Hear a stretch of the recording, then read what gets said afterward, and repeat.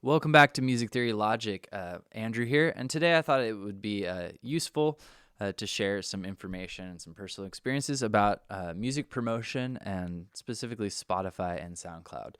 And the basic theme of this is that you want to be really careful when you're working with a promoter to make sure that they're not using anything like bots or fake accounts. And believe it or not, because there's such a desire for most musicians out there, we want people to hear our music, and we think in a lot of cases that, excuse me, if more people heard our music, that would be better.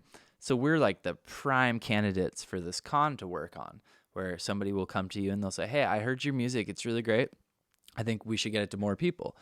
And then they'll say, oh yeah, we manage all these different playlists and repost chains, and we'll promote the track. And the really complicated thing is that that scenario doesn't necessarily mean something weird is happening. If you research that and you notice that that promoter is working with a lot of artists who are getting their music in different places, if you look at the playlists and you see that they have actual engagement, like there's a lot of people listening to the playlist, that makes sense a lot more, a lot of people following it. Same with SoundCloud pages. There are certain things that like are giveaways for if channels are botting their plays. So like seeing a bunch of plays without engagement, like not seeing comments.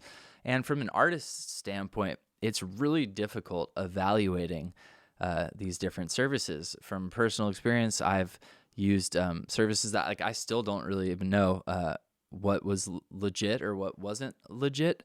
The best way to see that is basically to see it, one, that those playlist placements last for a while and that the momentum they've created in the song continues. So a site that you might look into if you are interested in like paying to promote to playlists is Playlist Push. That service is not cheap.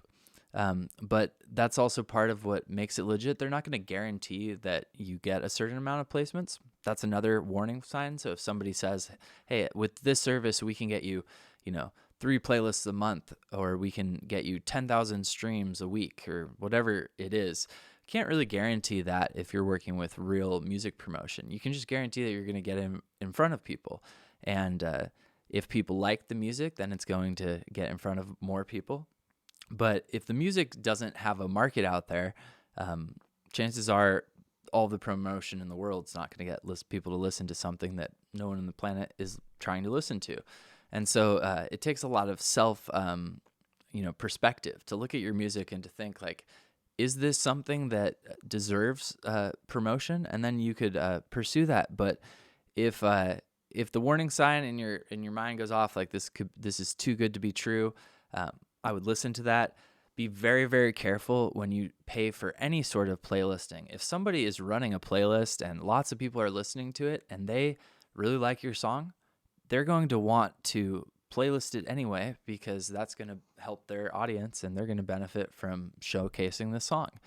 So, in some cases, it's on the fence and maybe the fee encourages them.